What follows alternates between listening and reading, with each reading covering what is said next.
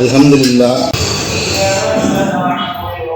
அஷ்ஹது அன் லா இலாஹா இல்லல்லாஹு வஹ்தஹு லா ஷரீக லஹு புகழனைத்தும் கடவுள் ஒருவருக்கு மட்டுமே என்று நான் சாட்சியம் பகர்கின்றேன். அவர் தனித்தவர், இணைகளற்றவர். பலியிடுதல் அப்படிங்கிறத நம்ம கேள்விப்பட்டிருக்கோம். அதே போல கடவுளுக்கு பரிசு டயத்தில் பலியிடுறது, அதே போல பலிக்கு பலி அப்படிங்கிறத கேள்விப்பட்டிருக்கோம். கடவுள் பலிக்கு பலி வாங்குறதுக்கு கண்ணுக்கு கண் பல்லுக்கு பல்லுங்கிறத அனுபவிக்கிறத நம்ம பார்க்கணும். அதே போல பலி போடுதல், இந்த மூணுமே பலிங்கிற அந்த விஷயம் இருக்கு, அந்த லா வித்தியாசம்.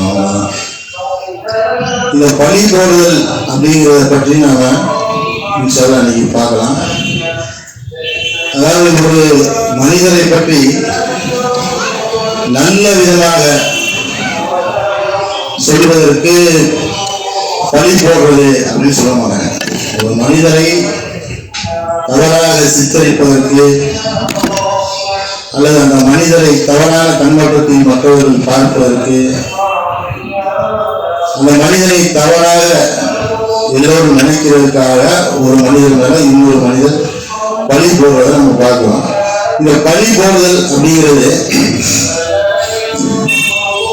நம்முடைய வாழ்வில் சாதாரணமாக நடக்கக்கூடிய ஒரு நிகழ்வா இருக்கு. அன்றாட அந்த விஷயம் நம்ம கிட்ட நடந்துட்டே இருக்கு.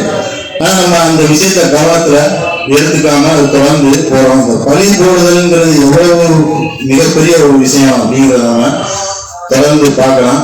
இது புறம் பேசுவது, அவதூறு கூறுவது, இந்த மாதிரியான விஷயங்களை எல்லாம் இது உள்ளடக்கிய ஒரு விஷயமா இந்த பலி போடுதல் அப்படிங்கிறது. 256 கடவுள் சொல்றாங்க, மார்க்கத்தில் எவ்வித நிர்பந்தமும் இல்லாது இருக்க வேண்டும்.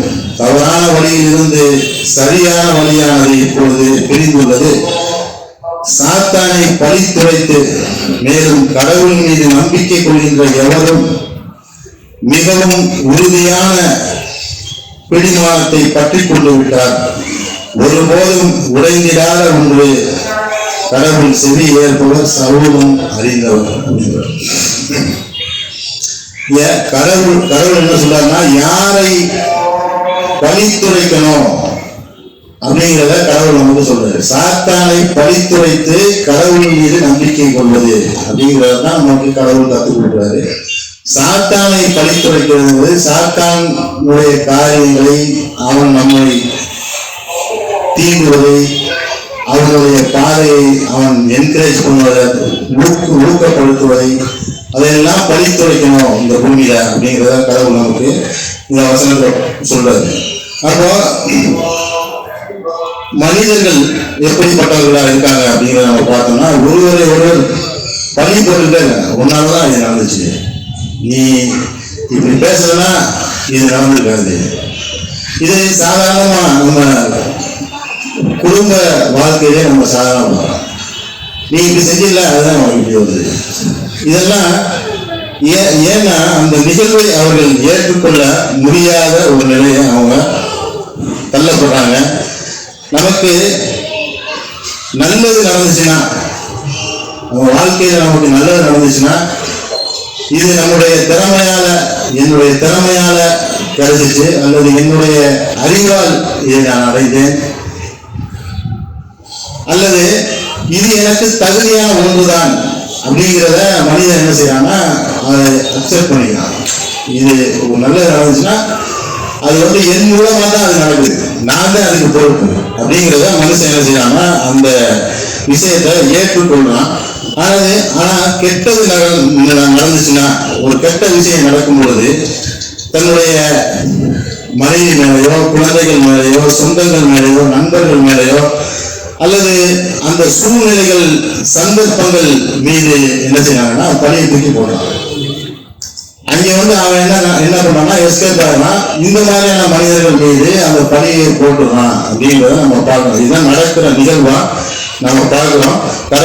கடவுள் குரான்ல நமக்கு சொல்றாரு 7:131 நல்ல சகலங்கள் அவர்கள் வழியில் வந்த பொழுதெல்லாம் அவர்கள் கூறினர், இதற்கு நாங்கள் தகுதியானவர்களாகவே இருக்கின்றோம்.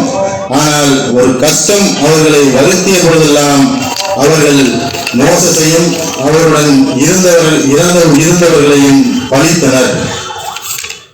உண்மையில் அவர்களுடைய சகலங்கள் கடவுளால் மட்டுமே தீர்மானிக்கப்படுகின்றது, ஆனால் அவர்கள் அதிகமானோர் அறிய மாட்டார்கள். அப்போ நல்லது நடக்கும் பொழுதுதான் மனுஷன் என்ன செய்யறான்னா, அது எனக்கு தகுதியானதுதான், அதுக்கு நான் தகுதியானவன் தான், கடவுள் எனக்கு கொடுத்தாரு அப்படின்னு பல விஷயங்களை சொல்லுவான். அங்க வந்து அடுத்தவங்க மேல அந்த விஷயத்தை போகவே போகாது. கெட்டது நடக்கும் பொழுது அவனை விட்டுட்டு மற்ற எல்லாத்தையும் அங்கே சொல்லக்கூடியவனா இருக்கிறான், பழி போடக்கூடியவனா இருக்கிறான். 4:28 கூட கடவுள் என்ன சொல்றாங்கன்னா, கடவுள் தான் ஒவ்வொன்றையும் செய்கின்றார். கடவுள் தான் ஒவ்வொரு காரியத்தையும் ஒவ்வொரு விஷயங்களையும் இந்த பூமியில நடத்தக்கூடியவரா இருக்கிறாரு.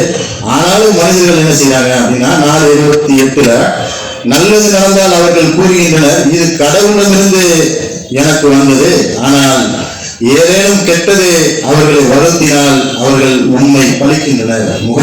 முகமது நபியோட காலத்துல சொல்லக்கூடிய விஷயமா இருக்கு. நம்ம மேல பார்க்கறது மோசஸுடைய காலத்துல சொல்லக்கூடிய மக்களுடைய அந்த விஷயமா இருக்கு.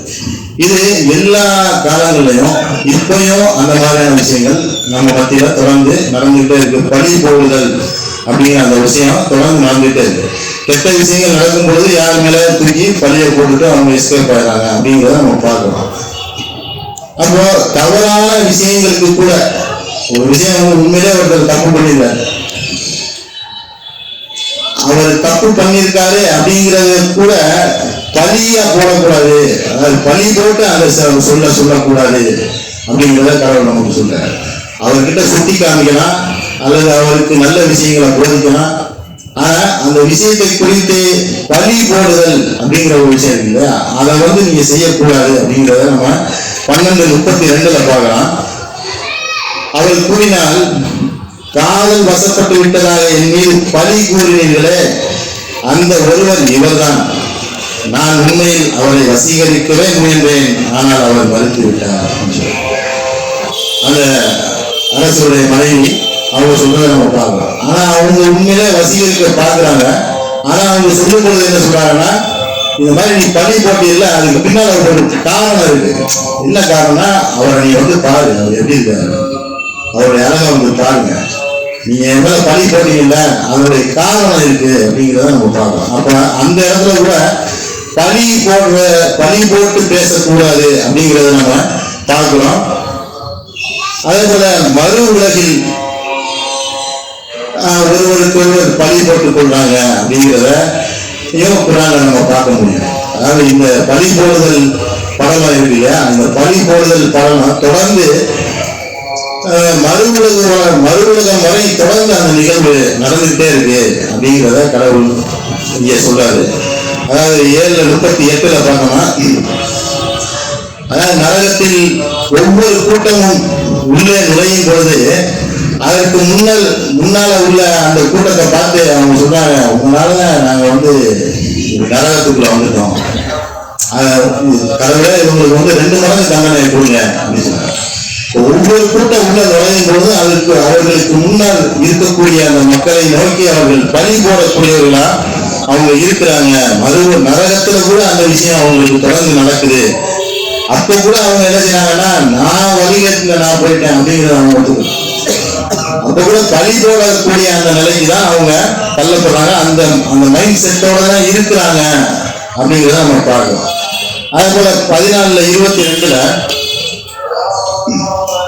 நம்மளுடைய நிலை என்னன்னா, சாத்தான் தான் வழி எடுக்கிறான், அவனுக்கு எல்லா விதமான அனுமதியும் கடவுள் கொடுத்திருக்கிறாரு அப்படிங்கிறதுக்கெல்லாம் மேல நாம சாத்தான் மேல கூட பழி போட முடியாது.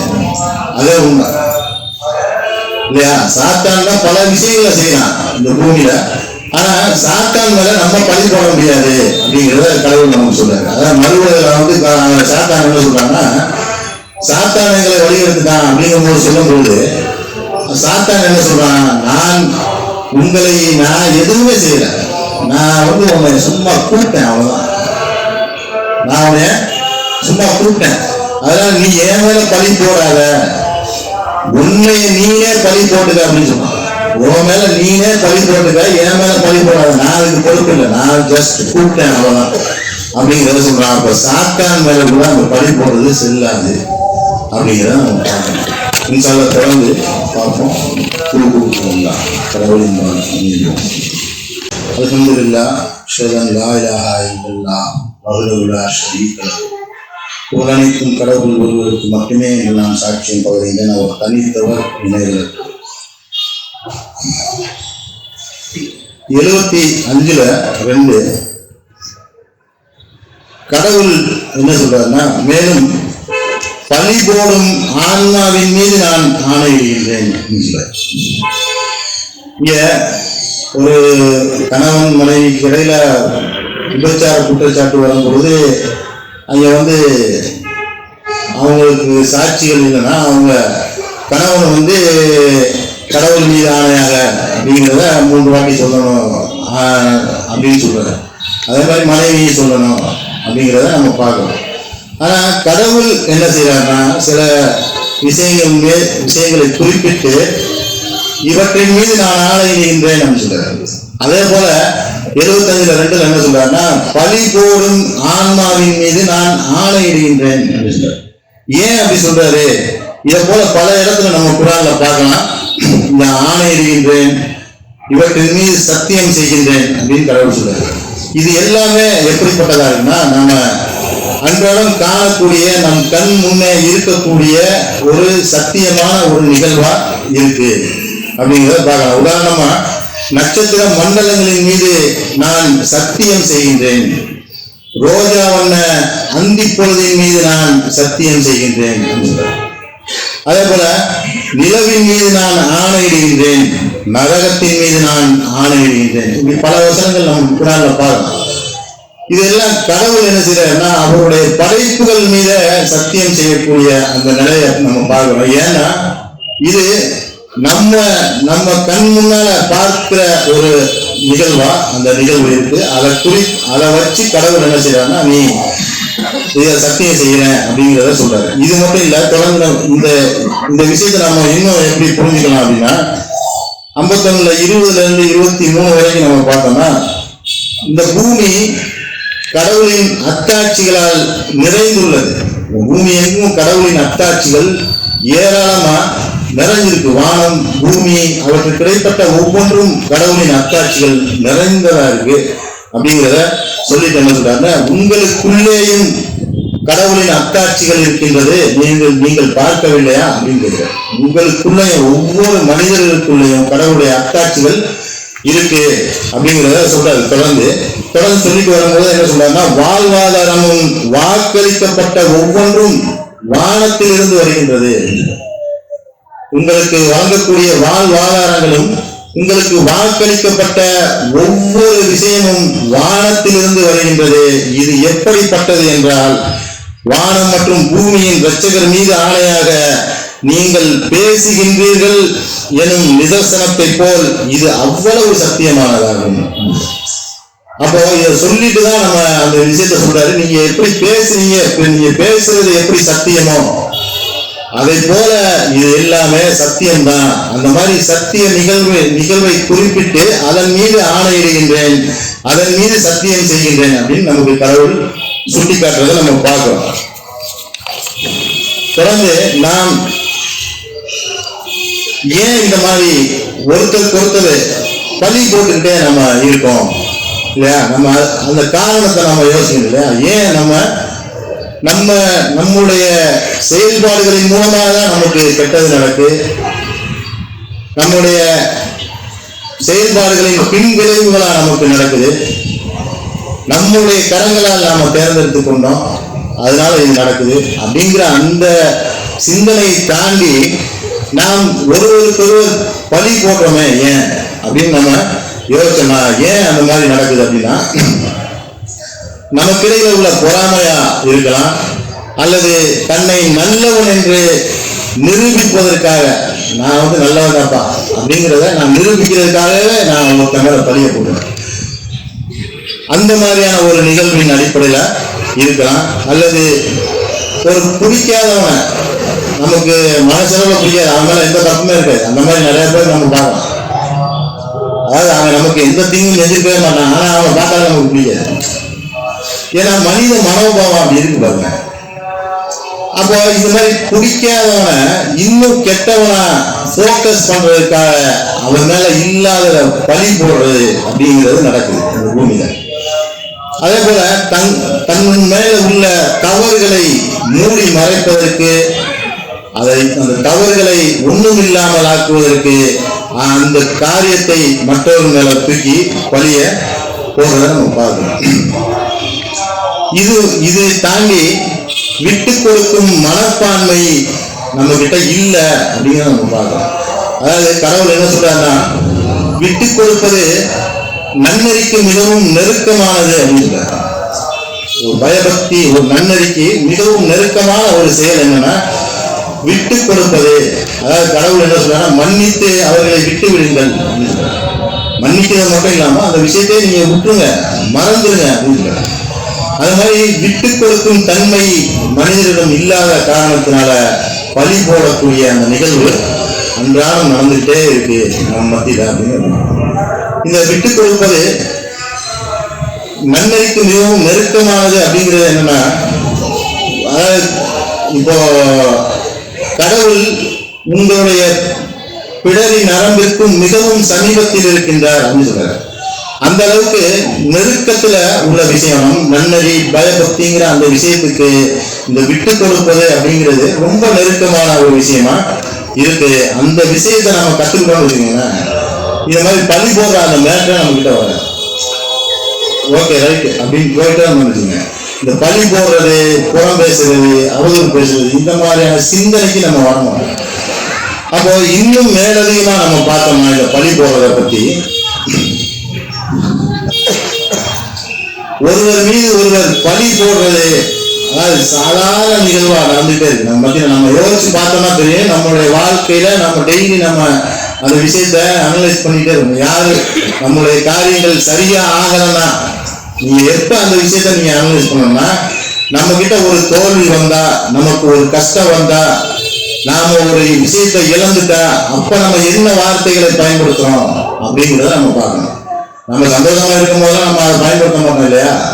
அப்போ இந்த மாதிரி நெருக்கடிக்கு உள்ளான அப்ப நம்ம என்ன வார்த்தைகளை கொண்டு பிரயோகப்படுத்துறோம், என்ன செய்யறோம், இது கடவுளை நாட்டம்ங்கிறத நம்ம ஏற்றுக்கொள்றோமா, அல்லது அந்த நிகழ்வின் மேல, அந்த பொருளின் மேல, அந்த நபரின் மேல பழிய போடுறோமா அப்படிங்கிறத நாம அன்றாட நிகழ்வுகளை நாம கவனிச்சு பார்க்கணும். ஏன்னா கடவுளின் ஏகோபித்த அதிகாரத்துக்கு எதிரான ஒரு செயலா இருக்கு. கடவுளை ஏகோபித்த அதிகாரத்தை சந்தேகிக்கக்கூடிய ஒரு செயலா இந்த பழி போடுதல் இருக்கு. இது மட்டும் இல்லாம இது கலகத்தன்மையின் ஒரு வெளிப்பாடா இந்த பழி போடுதல் இருக்கு அப்படிங்கிறத நம்ம பார்க்கிறோம். ஒவ்வொன்றும் கடவுளின் நாட்டப்படிதான் நடக்கின்றது என்ற ஆழமான ஒரு புரிதல் நம்ம கிட்ட வந்துச்சுன்னு வச்சுக்கோங்களேன், நம்ம யாரு மேல எந்த பழி போடுறோம்.